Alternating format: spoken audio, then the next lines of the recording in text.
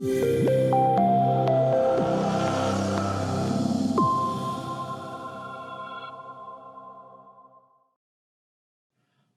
right, it is May 4th, 2020. So it's officially Star Wars Day. I guess May the 4th be with you. My little sound effect with my lightsaber. We got a couple people online here that have brought their Yodas and they're dressed in their Star Wars costumes. Thank you very much for doing that.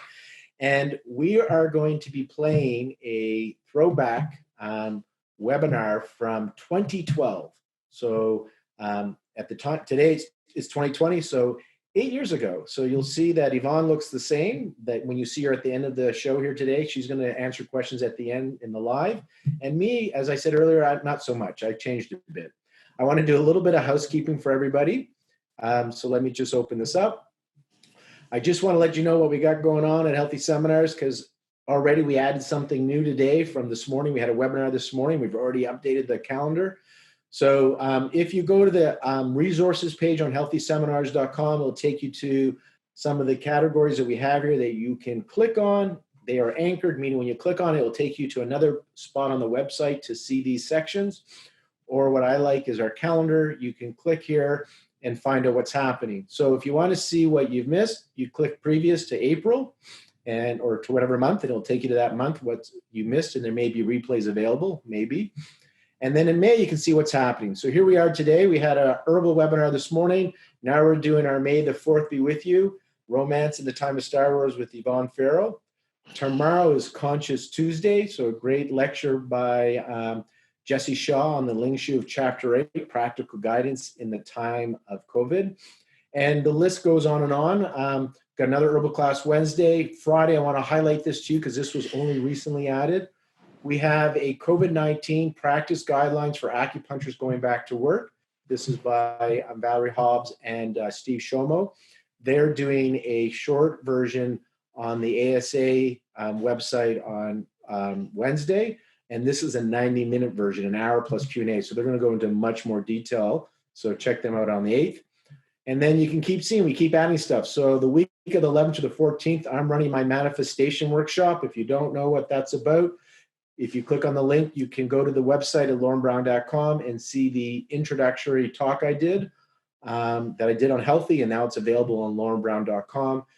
Very quickly, it's 8 hours of content, so it's 2 hours a day for 4 days, so it's a really comprehensive, intensive workshop, and I hope many of you have already signed up. I hope to see many of you during that workshop. On the 13th, this one we just added, talking about sex drive and hormones. How do you make a baby when you're not in the mood, by Dr. Carrie Jones. That was originally going to be done at the Integrated Fertility Symposium, and Precision Analytic, the Dutch people, sponsored this, and Carrie's going to go do that talk. And then you can keep seeing that we just have all these lectures that keep happening. So check those out, please.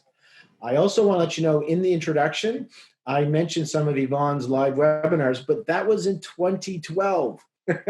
However, Yvonne does have some live webinars, so here we are 8 years later doing it. So if you go to the live webinar section and you scroll down, these are the live webinars we have coming up in May. And so at the end of May, Yvonne is doing one on the extraordinary vessel's impact on psychoneuroimmunology. It is on sale during the early bird rate right now in May. And then this one, and we did another one in June 20th. So she has two a month apart, May 30th and June 20th. Align the 5 spirits for a renewed sense of purpose and inner harmony. I was talking to Yvonne about this over a month ago, and she organized this because we were aware that there's going to be a lot of post-traumatic stress disorder, post-COVID or during COVID, going back to work. It's no longer what it was, and there's a lot of grieving can happen when we have such a major shift and change in our world and our lives. And so she's created course content that you can use for your patients to support them on the mental, emotional level. So that's what that's about. And I just want to let you know, since 2012, Yvonne has added so many courses. I talk about a few of them in 2012, but there's many more since then. And her on-demand courses are on sale, 25% off during the month of May. The on-demand ones are, use the coupon code HEALTHY25, and that will save you 25% on her on-demand courses. And as I mentioned, her live webinars, all the live webinars are actually already discounted, so the coupon won't work for the live webinars because they're already on sale. during the month of May as well until May 31st. Okay, so I just wanted to let you know about that. So keep going back to the resources page to sign up for classes or to look for replays under healthyseminars.com/resources. Let's get that video ready. Let's get ready to Star Wars. Now, one thing you're going to hear me say, here's the surprise for you, Yvonne, is we did this in June in 2012, and it was Yvonne's birthday. And so we wished her, sang her happy birthday. So Yvonne's birthday is in a month. We're a little early, but you can still wish her a happy birthday today. But her birthday is an actual month. So when you hear her talk about the birthday, that was in 2012. All right. I'm going to mute myself. Guys, if you have questions, put them in the chat room. Raise your hand at the end. We'll open up our mics and connect with each other. Let's have fun. This is a really fun way to learn about the 8 extras. So let's go for that, and I'm going to mute myself.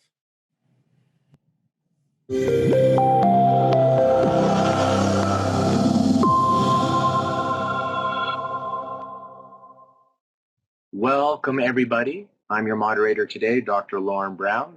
I am also a practitioner in Vancouver, British Columbia, where I practice out of AccuBalance here in Canada. Those that are watching the recording or come in late, you missed me singing happy birthday to our presenter today, Yvonne Farrell. So again, happy birthday. I will save you all the agony, and I won't sing again. But Yvonne sang happy birthday for Yvonne, and she blew out her cake. Here's what's left, you know, her cupcake, her virtual cupcake. I'll use it on her behalf. Anyways, Yvonne Farrell is a licensed acupuncturist. She's been teaching. She's taught at a couple of the TCM colleges in California. Her specialty is the extraordinary meridians. She's also taught, and these are CEU approved, recorded seminars. She's done one with her colleague Laura Ehrlich as well. So she had, let's see if my memory serves me right. She has an extraordinary meridian course on the 8 extras in general, just the basic foundation of using the 8 extras in practice. She has one on using the 8 extra meridians in pregnancy and childbearing.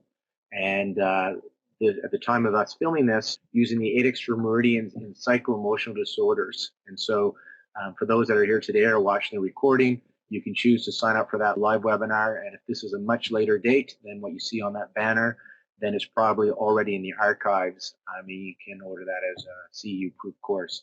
CEU approved or continuing education, these courses are approved by the NCCOM, California, Florida, Texas, and British Columbia. So Yvonne has been having fun with the Star Wars and Chinese medicine theme. And today the topic is on romance in the time of Star Wars, the archetypal energies of the Ren Du Mai. So I'll be posting some links in the chat room for information that may help you. I guess I had one other comment to make, or 2 comments. Just the obvious, this can't be used for medical advice. You need to see your healthcare provider. Don't take this as medical advice. This is for fun and educational purposes as well.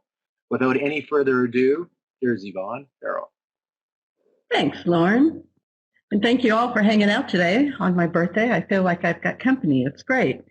So before we get started, I just want to let everybody know that this is, as Lauren was saying, not really an in-depth approach to these vessels. It's just sort of a way to spark your interest in the 8 extras and a way to make you think about them a little differently than what's out there in terms of textbooks and things of that nature on the 8 extras. There's not a lot written, but there's very little written about the sort of primal energy of these vessels. So we're just sort of using the Star Wars as a fun way of delving into that sort of archetypal and spiritual nature of these vessels. So let's get started. Let's take a look at the Ren Mai and the Du Mai. So these are the first polarity of yin and yang that we have in the 8 extras. Last week when we did the class on Yoda and the Chang Mai, we talked about how the Chang Mai is sort of a source vessel, undifferentiated yin and yang, that all the other vessels come out of. And so in this case, what we're looking at is the first 2 vessels that come out of the Chang Mai that have distinct polarity to them are the Ren Mai and the Du Mai. And so they are primary or first in line to express the polarity of yin or yang. And so if we look at that energy, then what we can say is that the Ren Mai represents, as the sea of yin, represents everything feminine, all the feminine archetypes. It has a very profound connection to the mother archetype because the Ren Mai is the conception vessel. It is about giving birth to the next generation. It's about nourishing the next generation and supporting the next generation. And so it has a very powerful connection to the mother archetype. It also has a connection to what Carl Jung calls the anima, which is the feminine aspect of the soul in men. And for our investigation today, we're going to see how it is represented in various phases by Princess Leia and Padme Amidala. On the other hand, the Du Mai is that first expression of yang coming out of the Chang Mai. And so it represents the masculine, all phases of the masculine in a powerful way. The father, the governing vessel, right, has that sort of strength of authority associated with it that we align with the archetype of the father. It also represents the animus, which, as Carl Jung would say, is the masculine aspect of the soul in a woman. It is her ability to connect with logos, with logic, with reason, with thought. And you were going to see it in these couples today, represented by Luke Skywalker, Han Solo, and Anakin Skywalker. So the Ren Mai is the vessel of Sortian, represents archetypally the waters of life. It's expressed as divine or unconditional love. One of the strengths of the archetype is forgiveness. And we see this played out in people who are embodying the Ren Mai as the quest for common good and the desire to free mankind from bondage. If you think about that archetype of the mother, it's that nurturing quality that wants to see people flourish in the best of circumstances. So we can see this in both men and women, and archetypally in such heroes as Gandhi, Lincoln, Mother Teresa, and Amma, all expressing peace and forgiveness and unconditional love and the desire to free people from whatever bondage is holding them back in life. And the other side of that is the Du Mai, which is the vessel of Sorxiang. Here what we see is life force, the functional energy that drives action. This is your get up and go, the thing that allows you to move through life and into the future. It's expressed as divine awareness or divine power. And we see this archetypally in visionaries and prophets. So historic figures like Leonardo da Vinci were expressing the male archetype of the Du Mai. Benjamin Franklin and his inventions and creativity, and Stephen Hawking and Socrates. And as a woman, somebody more current day like Erin Brockovich, who saw the suffering of others and put her divine power where her mouth was. She stood up for people who were suffering, and she took action, and she created lawsuits against corporations, against the quote unquote big guys, and did that in the service of somebody else. So these energies we're going to see play out in these characters. Issues surrounding the Du and the Ren Mai. For the Du Mai, the motive force, the divine power, gives us the ability to separate. And in this case, what we're talking about is separating from that maternal matrix, that sort of safe place at home where we're loved and cared for and nurtured and held in a family setting. The energy of the Du Mai allows us to move away from that and individuate, to become our own man or our own woman. And so we need that motive force to live our own lives, to move away from the safety of home. It also gives us self-propulsion. Once again, what I was saying, our get up and go. If your get up and go has got up and went, then your Du Mai is not doing its job. Also, we see the energy of expansion in the Du Mai. We see self-respect in the Du Mai, the ability to have a spine and stand up straight in the world and hold your own under pressure or challenges, this idea of having a straight back and holding yourself up. The issues around the Ren Mai are the opposite, basically, of those. They're on the other end of the polarity. So if the Du Mai is about separation, then the Ren Mai is about bonding. It's about bringing things together. It's about connecting. It's about self-nourishment. In order to have your get up and go continue to get up and go, you need the nourishment from the source to provide you with the energy to do that. If the Du Mai is about expansion, then the Ren Mai is about containment, about strengthening the vessel, holding the container solid as we make our journey through life. The self-respect that comes from the Du Mai is matched by the self-love of the Ren Mai and the ability to have compassion, not just for others, but more importantly, compassion for self.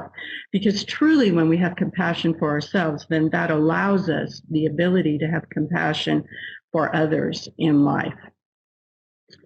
So if we look at that in the first couple with Luke and Laura, or sorry, that's General Hospital, Luke and Leia,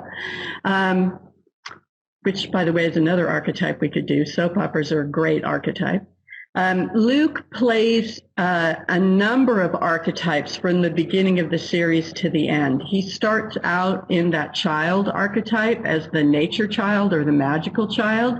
You see him early in the first movie, which is actually episode 4, where he's running around the planet and shooting at swamp rats and having a grand old time out in nature, not contained in any way. And then you see the Jedi begin to test him and his abilities. And so what you see here is the magical child coming forth. And he begins to enter into his training as a Jedi. Then you see the prodigal son returning to the place where he's supposed to be. You also see him as the prince or the heir apparent, the next in line of the Jedi Masters. And of course, ultimately, the whole Star Wars series is about the journey of the hero. And so he plays those out throughout the whole series, one after the other, all expressions of the Du Mai. He's matched early on with Leia, and Leia's initial archetype is the magical child, and you don't actually get to see that in the first movie in episode 4.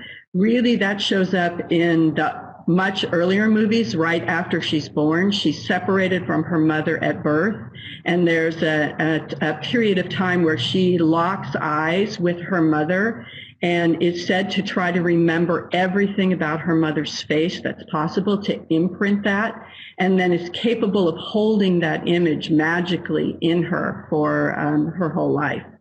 So you see that early on. But how we typically see her in the first movie, in New Hope, episode 4, is as the princess, as the mother, and I don't mean the mother who gives birth to children, but as the mother in that she, many times during the movie, expresses a mother's nurturing energy or a mother's controlling energy to hold the boys in check. So she takes care of Luke and Han Solo. And she also represents the anima. She is the feminine expression of the soul of man. So she represents spirit for Luke and also for Han. So you can see this if you look at a few of the quotes that come out of the movie. You can see Luke representing the Du Mai in its son version when he talks about his desire to turn Darth Vader back to the light. He says, "There's good in him. I felt it." He won't turn me over to the Emperor. I can save him. I can turn him back. I have to try. So this is the archetype of the son coming up in him in relationship to his father and wanting to save his father. As the prince archetype, you see him take a serious commitment with the Jedi when he says, "Never, I'll never turn to the dark side. You've failed, Your Highness. I am a Jedi like my father before me." So you see him expressing that princely energy or archetype. In Leia, where you see the anima coming up in her is when they lose Luke at one point. Her intuition kicks in. She's in the spaceship and she knows suddenly where he is. And she says, "Luke, we've got to go back. I know where Luke is." So this is her intuition. This is her connection to spirit, to that archetype of the anima showing up. And she's also forever warning the two of them, Luke and Han. So she warns them when there's traps or when they're doing something stupid. And this is sort of that motherly archetype that you see. Luke, you can see the hero in him very early on when he goes to rescue Princess Leia, right? He announces himself. "I'm Luke Skywalker. I'm here to rescue you." And at that point, she says something like, "Aren't you a little short for a stormtrooper?" So she's not so sure he is the hero, which is kind of the hero's journey anyway. The hero starts out kind of naive and maybe a little more arrogant and a little self-absorbed and hasn't learned the lessons of life, hasn't been kicked in the teeth yet, hasn't been knocked down and had to get back up. And so you see him early in the hero's journey. You see the princess show up for Leia, especially early on in her relationship to both Luke and Han Solo when she first meets them. She has a little bit of that superior edge of royalty in her. And at one point she's judging Han and she says to Luke, "Your friend is quite the mercenary. I wonder if he really cares about anything or anybody." And at that point, the hero, Luke, says, "I care." So he's still trying to get the attention of Leia early on, because at this point he still doesn't know that she's his sister. So he's interested in her. He's connected to her in some way. He senses something in her that appeals to him. So you see expressions of both the Ren and the Du in both of these characters. You see a similar expression with a couple of other archetypes between Han and Leia, especially early on. You definitely see a more boyish side, even though Luke is younger. Han Solo is more immature early in these movies, so you sort of see him as the sidekick, not quite the hero. On occasion, he plays big brother to Luke, but primarily the two archetypes that seem to hold him in that first movie, Episode 4, is he plays the reluctant hero. He's sort of drafted into the position of helping them, and he's not real crazy about the whole thing. And you also see him in the role of puer. This is Carl Jung, one of the archetypes that Carl Jung talks about, which is basically Peter Pan. You know, like he doesn't want to grow up. He's quite content to live a life of adventure that's very childlike and enthusiastic, and he doesn't want to do anything that appears adult or mature or responsible. In her relationship to Han, you see the princess again, you see the mother again, but you also see a little more of that flirting energy with him than you see with Luke. And so you see the feminine archetype of the maiden and the lover show up with Leia. So their relationship, the polarity between the Ren Mai and the Du Mai, between yin and yang, is a little more sexually charged than it is between Luke and Leia. So you can see it, for instance, in quotes, you can see the sort of flirtiness coming out in him as well when he makes a comment to Luke saying, "Wonderful girl, either I'm going to kill her or I'm beginning to like her." So he's attracted to her, but she's also a pain in the ass. And he doesn't want to take her seriously, because in taking her seriously, he would have to grow up and actually relate to her as a man instead of, a big overgrown lug of a kid. And the evidence that you see of the reluctant hero is early on when he says, "Look, I am in this for your revolution. I'm not in it for you, princess. I expect to be well paid. I'm in it for the money." And we know that even as he's saying that, it's not true. He'd be in it alone for the adventure. The money's just a bonus.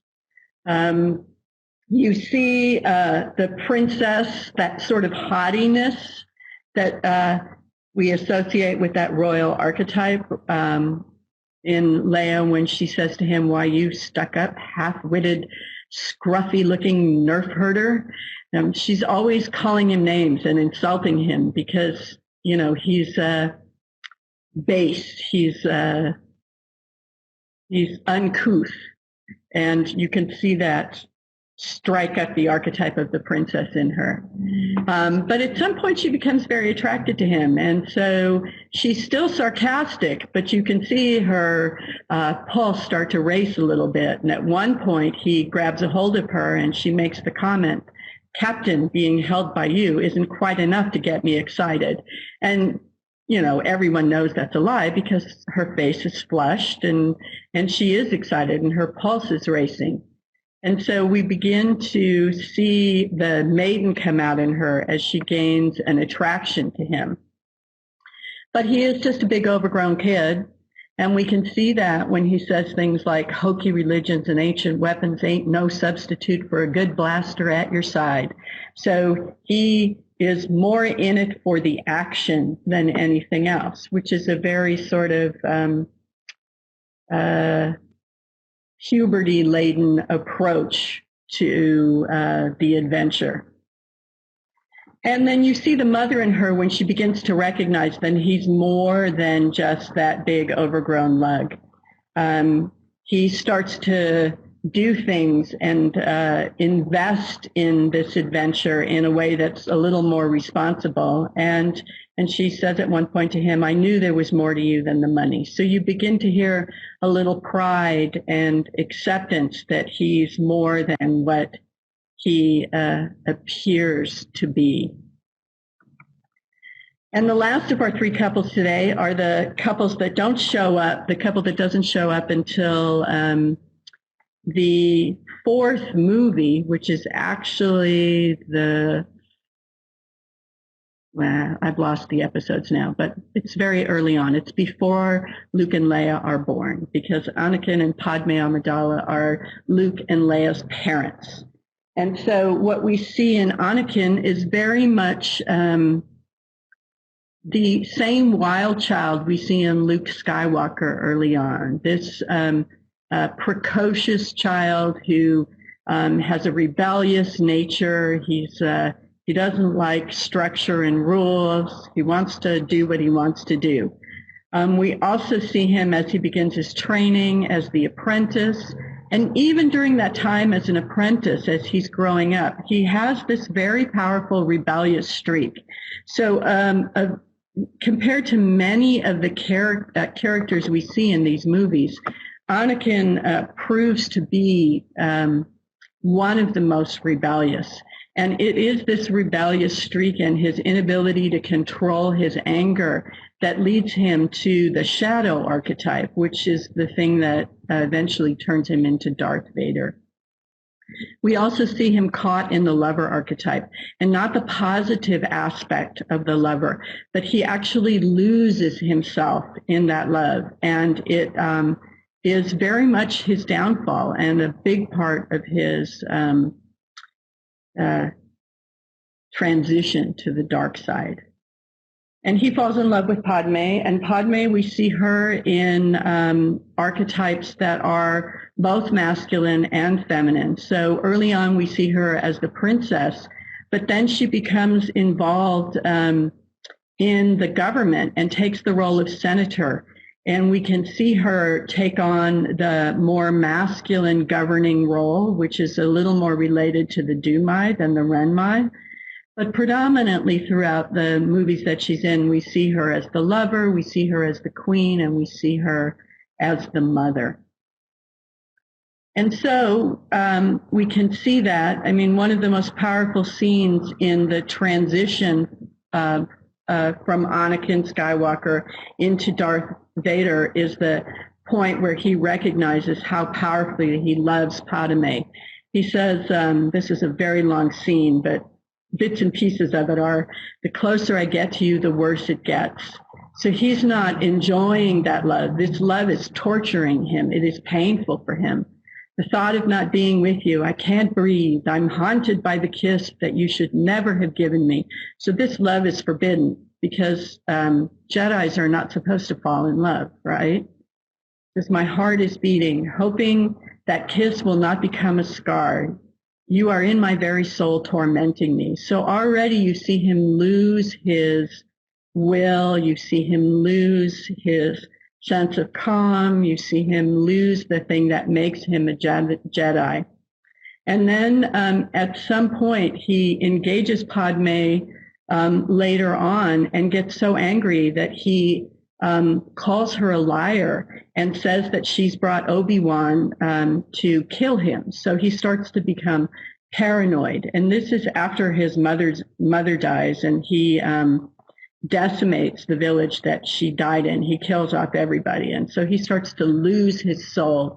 He starts to enter the shadow and will obviously not be saved from that shadow until moments before his death.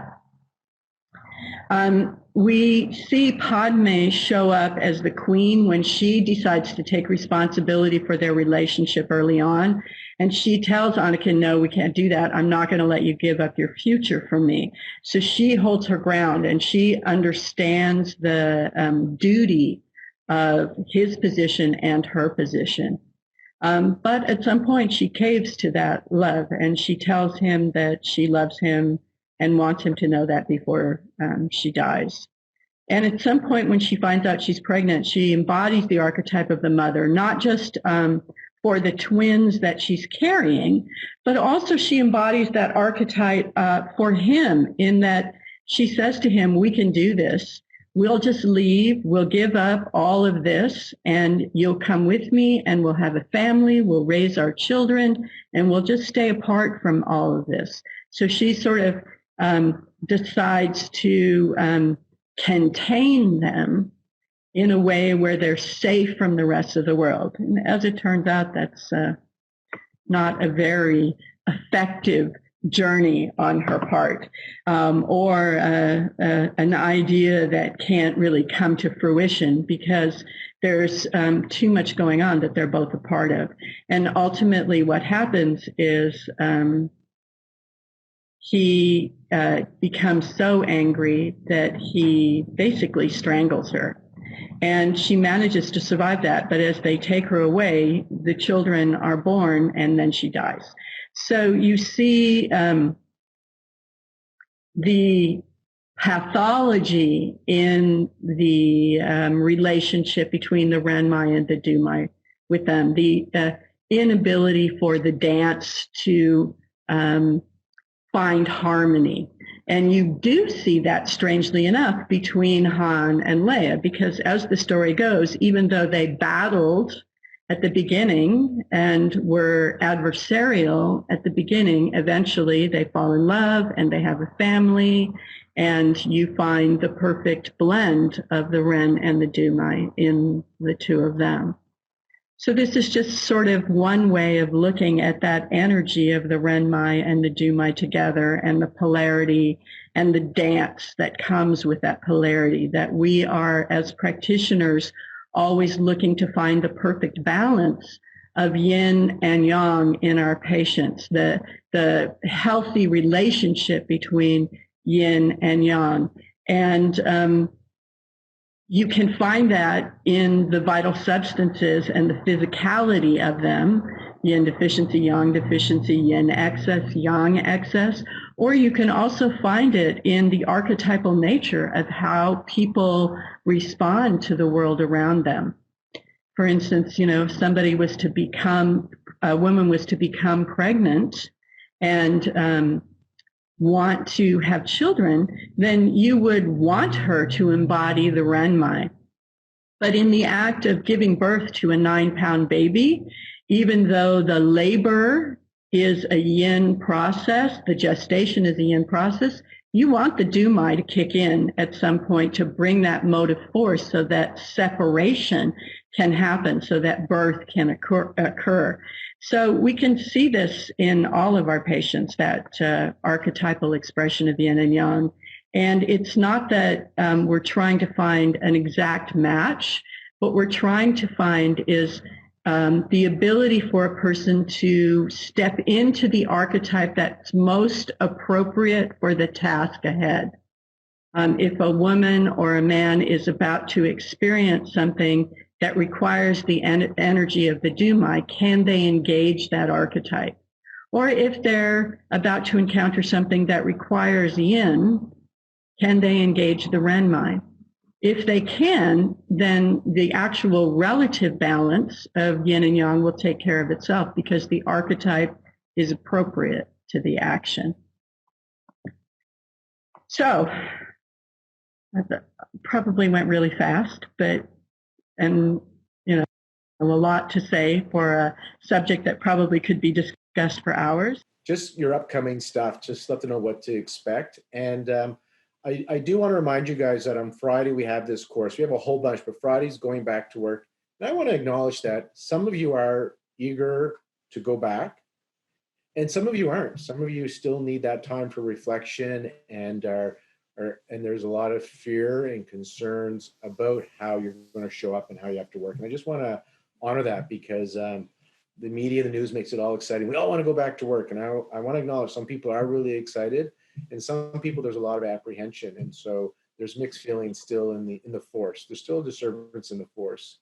And I hope if you do go back, you still take time for that reflection. And what makes me think of this is on Yvonne's bio page, we put up her Conscious Tuesday talk, which I thought was absolutely brilliant. So if you go to her bio page under presenters, the talk that she did for her Conscious Tuesday, Calm in the Presence of Uncertainty, is a really wonderful talk. So you can check out that and have a listen to that. That may bring some peace to you. And just to remind all of us as we go back and are going back to work, that there is, I think it's going to be important to really do that self-reflection, that yin time, to take that yin time to fill up that Ren Mai, to really navigate what's going on. Lori Duchar has something at the end of May. She's doing something again. She was supposed to be at the IFS. She has a new book out. So if you're looking to feed your soul, that's another great course. If you need safety, we got Gil Barzilay. And then, as I mentioned, if you just look, a lot of these were planned ahead of events. I didn't know COVID was happening, but this one we planned because of COVID. Yvonne's course on May 30th, a live webinar, and then Keith Bell about burnout. We got a weekend webinar with Toby on SAM acupuncture, and then again, Yvonne that we have scheduled. So I just want you to remember that there's resources for you here. We got a lot of free resources. And then if you're looking for some of these live webinars or these online CU courses, do use the coupon code HEALTHY25 to save you 25% on the online courses and take advantage of the live webinar sale. But Yvonne, do you have anything you kind of want to share? Just, because of Star Wars, what's happening here? Like, it feels like COVID's come on. Has this been like episode 8 where we feel like we're really losing it? Like, what's going on now? Like, just to tie into what you did recently in your I'm going to throw Darth Vader away here, that you did in your last lecture and stuff. Do you have any thoughts for us? Because I know I have mixed feelings. I have some worry and concern going back and how this is going to be differently. And I just want to kind of, and tie it all into what you're going to be doing in your upcoming live webinars, and just maybe some thoughts bringing in Star Wars into what's happening to us right now. Assuming we're the good force, we're the good guys. I don't know who, after Star Wars 9 and the cartoon, I don't know who's the good guys anymore. I guess you have to have good and bad to be human. Yeah, well, I mean, ultimately, if you want to tie it to Star Wars, you're looking at a whole series of movies that are really about the hero's journey, right? And with the hero's journey, the thing you have to recognize the most is that the biggest enemy you have is yourself. That's the internal battle that happens. So it's taken a pandemic for us to be forced into a state of yin so that we can look at the darker corners of ourselves, so that we can rest, so that we can work on self-illumination, so that we can recharge, so we can benefit from yin in a way. And everybody's going to need a different amount of that time. So, yeah, there are people who are wanting to engage the Du Mai and be more productive and be more expansive and be more out there in the world. They're ready to go. And then there are plenty of people who are saying, nope, I haven't had enough downtime yet. I don't know how to move out into the world again yet.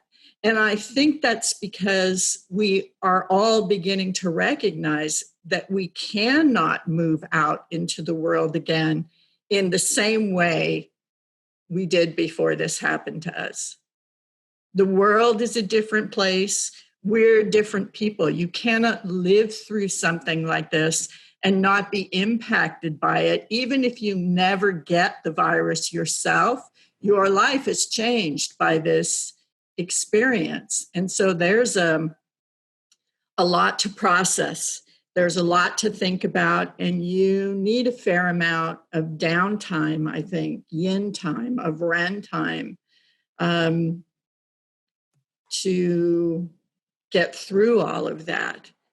But I do think as we move out into the world, whenever we decide to do this, whether it's next week or the week after, or 3 weeks or 4 weeks from now, whenever we decide to engage the Du Mai in active pursuit of engaging the world around us, we are going to have to take the Ren with us.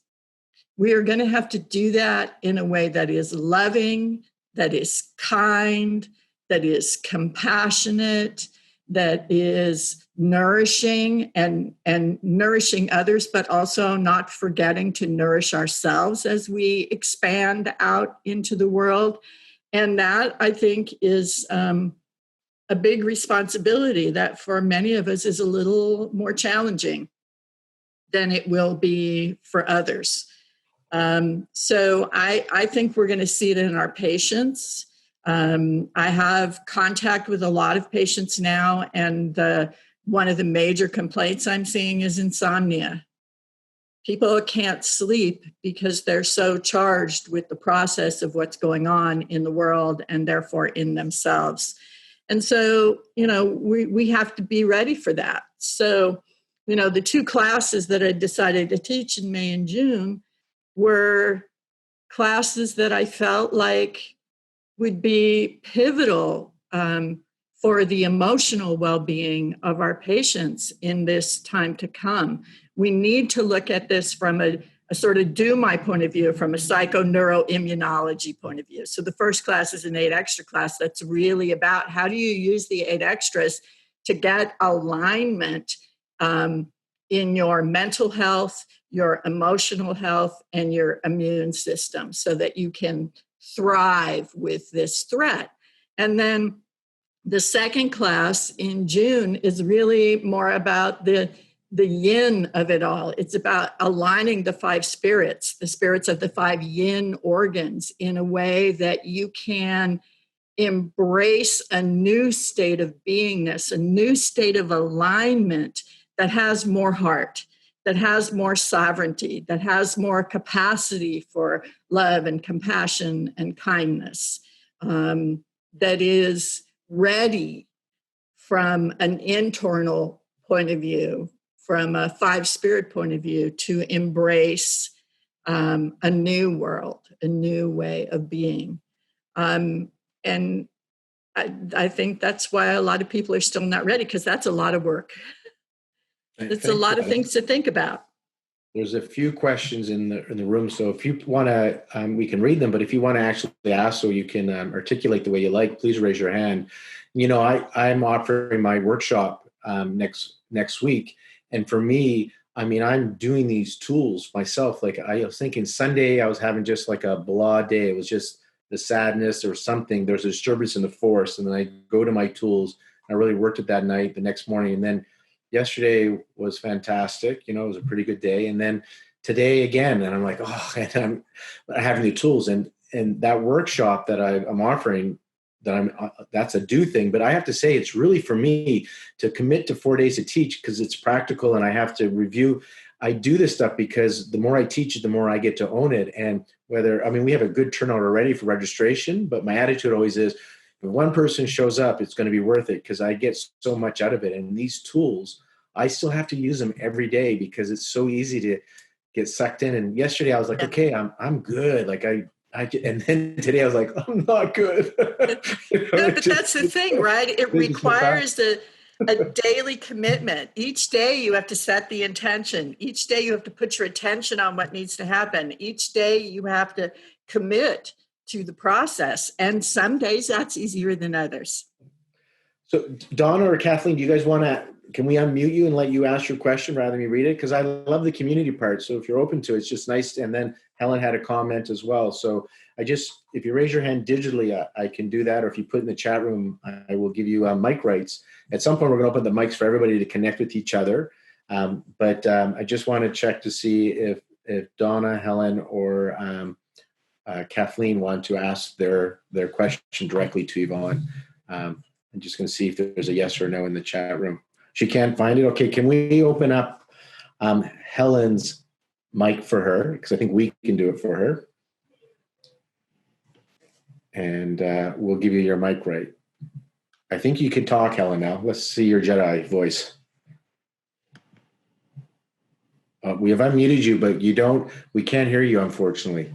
So it must be something with the microphone setting, because you are muted. Maybe that's why you couldn't find it. It's probably your mic didn't get linked up when you said it. My team may have a look at it. And we may come back to you. Anything else? Kathleen has her hand up, so I'm going to open her microphone now. Thank you. Hi there. I should change my name on this thing. Okay. Hi. You can call me Kate. One thing is it's not that easy to find the hand raise, so that might be why people are having trouble. Yeah, I couldn't find it either. You have to go check participants. And then that's it. Yeah, Yvonne, you're co-host, so you don't have one of those VIPs. But the other one is definitely under participants is where you have to click to then raise your hand, and then we can then see it on screen. Great. All right, so my question or comment was, you had said towards the end of the webinar that one of the ways you use Du Mai is I don't remember your words, but I'm paraphrasing from what I remember, that if you're anticipating that they're going to be having something happen where they're going to need Du Mai to engage it ahead of time, how, I mean, that I'm wondering what you meant by that, like an event or a health problem, or would you?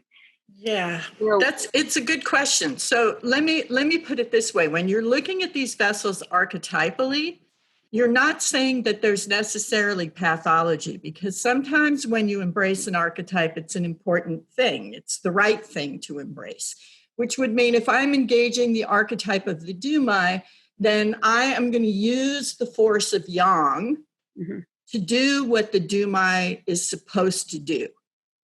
But if I can't balance that with the energy of the Ren Mai, then sooner or later I'm going to run out of steam, right? I'm going to lose Yang if I can't balance it. So if someone knows that they're getting ready to engage something that requires separation, that requires motive force, in a Debbie Downer kind of way, let's say you're about to go into a divorce. Right? That's going to require separation, and for you to move physically, you're going to have to create a new life. You're going to have to change where you live, perhaps, or whatever it is. Then you can actually fortify the Du Mai to engage that in a way that you can enter the new state more powerfully. Right. So if we're using the Du Mai physically as a treatment, then we're going to want to see signs of yang deficiency or yang excess. But if we can also look at moving into a state of beingness that could be supported by doing the Du Mai. And I'll tell you, here's a little hint for you. For people who are going through this, who are struggling to find the dynamic balance between the Ren and Du, there's actually a way to create a treatment that will balance them, that will activate the microcosmic orbit, which balances the HPA axis, which helps you deal with stress, but also helps you maintain a sense of sort of balance and wholeness. And the way to do that would be to use lung 7 on the left, kidney 6 on the right, UB62 on the left, small intestine 3 on the right. So you're making a figure 8. So from the left, you're going to the right, from the right, you're going to the left, and from left, you're going to the right. You're making an infinity loop. Sounds very Kiko. Yeah. So that's creating a sort of balance between the Ren and the Du. Then I would pick 1 point on the Ren Mai and 1 point on the Du Mai if you're trying to create dynamic balance. If you're trying to move the energy more into the Du, then put an extra point on the Du. If you're trying to move the energy more into the Ren, put an extra point on the Ren. It seems like this would be a really useful technique now as we're about to for our practices. Yes. Yeah. Yeah, it is, because that's the thing, is we have to find a new balance point. The balance point. The points one more time. Just okay. Left lung 7, right kidney 6, and you have to do them in this order: left lung 7, right kidney 6, left UB62, right SI 3. Pick a point on the Ren, pick a point on the Du. 6 needles. They're master couple points, right, for Yin Wei and Yeah, and you don't always need a couple point, but for this sort of dynamic balancing of the microcosmic orbit, which is the main reflection of the balance between the Ren and the Du, a circuit that is constantly moving and balancing and changing, then the couple points are helpful, because the Yin and Yang Chao are about moving qi and blood from the top to the bottom. So they help the motive force of the microcosmic orbit. And so Moxa would be good on that too. I'm sorry? Moxa, sounds like Moxa would be good on the Du Mai. Sure. Yeah, if somebody's cold, Mox is good. Somebody's yang deficient, Mox is good. Somebody needs source qi, Mox is good. All right, so I'm going to unmute Donna so she can ask a question, and I see there's some more hands raised there, so perfect. And I want to remind you guys then, on her bio page under presenters for Yvonne, she has that nice Calm Tuesday talk where she talks about some point combinations as well. So that's available for you guys as well on her bio page at the very top. And now, Yvonne, I'm just so glad we had the insight. You know, when this was happening, we saw the stress. Yeah. And I literally, after she did her Calm Tuesday, and I just said to Yvonne, I go, we're going to need this support for our patients, the mental, emotional stuff. And so I'm glad you put this together. All right, Donna, I think team, Donna should be unmuted. Go for it. Okay. Thanks, Dr. Farrell, for taking my question. Hi, how are you, love? Good. I was excited to see that you were going to be speaking on the conception governor vessel, and it tied into something that we had recently had in terms of a discussion with Dr. Ed Neal, and he really raised my awareness about the breath in terms of how we're working with so many things. It was brilliant. So my question is once in the literature, don't ask me where it was, I had read that the conception and governor vessel work on a 30-day cycle. I've only ever read that once, and I've never been able to find anything else about it. But I started to think about it in terms of Dr. Neal's, breath coming up, going down. I started to think of the cycles of the moon, the waxing and the waning, and I just suddenly was fascinated by that. I wanted to know if you could help me out in any way. Honestly, I've never heard that before, but it absolutely makes sense to me in terms of waxing and waning moons, the cycle there. But I've never heard that. The thing that I know in terms of cycles, for instance, when you do 8 extra treatments, you're only supposed to do them once a week because it takes 7 days, like the 7 cycles of Jing, for the treatment to unfold.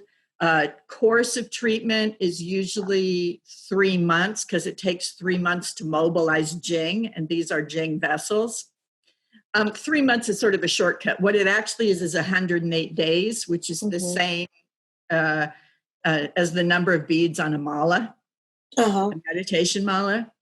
But basically about 3 months to mobilize Jing. So I had not heard that monthly thing. I've only seen it once, and I was fascinated, and then taking that in. If anybody out there knows anything about it, send it our way, because we're learning from each other, and we've got Dr. Brown to thank for that. Yes, we do. Thank you so much. You're welcome. And behind Dr. Brown are Sandra, Lorianne, and a few other people. So thank you to those everybody. The Brown team. Yeah, but I appreciate it. They know when you say me, they're like, yeah. He's nothing with us, which is true. We're going to go on to Jen. And I'm looking at pictures. So Lori, I'm looking at you, and because you have your leaf, it looks like you're lying on a little lily pad. It's so cute. It does look like she's floating. I don't know what you're actually lying on, but it looks like you're on this like leaf. It's so cute. All right. I'm Jean. Jean. Hi, Jean. I feel so blessed that I have this time to finally do something live with you, Yvonne and Lauren. I've always done it after the fact, but I have this great book on the complete stems and branches. Yeah. And this is all about time and cycles. So that might be something somebody might want to. Maybe that 30-day thing with the Ren and Du is in there somehow. The relationship with that. Yeah. Because I think it stems and branches from a sort of archetypal point of view, not just an acupuncture point of view, because there's a way to do that with the horoscopes and things like that, is that the stems and branches are very much related to the window of the sky and doorway to the earth points. So it's about how grounded and embodied can you be through the doorway to the earth points when spirit, when the universe, when the divine is calling you to be more of who you are. Yeah, because this book helped me when I did my thesis on the synergistic relationship between Chinese astrology and Chinese medicine, and the trigrams are related to the 8 extraordinary vessels. So yes, they are. So I just feel so blessed to be here. So I'm going to look forward to your June class. Thank you, Jean. Thanks for being with us as well. So Yvonne has a bunch of on-demand courses. She has one on insomnia, and she also has one coming up at the end of May and one at the end of June. So there's 2 upcoming live webinars, and then there's several online. And I really liked her Conscious Tuesday talk that's available on her presenter page on Healthy Seminars. Check out the resources page. We're going to open up our mics in a second. Check out healthyseminars.com/resources for what we have upcoming. Tomorrow should be really great. I've listened to Jessie Shaw a couple of times. She's really researched a lot of the ancient texts, classical texts, to really start to this movement about the science of consciousness and waking up and being aware, where there hasn't been a lot of documentation on this. She's really been looking at some of the documentation that does exist to really put some merit behind this quantum physics, 4th dimension, what Taoism talks about. So if you want to hear some of the data behind it and just what she has to share, she's a really brilliant lecturer. So check out Jessie Shaw. She's tomorrow. And then obviously Yvonne has lots of stuff online, so check that out in upcoming live webinars. Laurie Deshar, Keith Bell, all that spiritual stuff. We got lots of it, and it seems like the planet's telling us to do more of it. My team's always putting this out there, and today I needed to see my tribe, so it's really good to see you guys online, and I hope to see you guys tomorrow.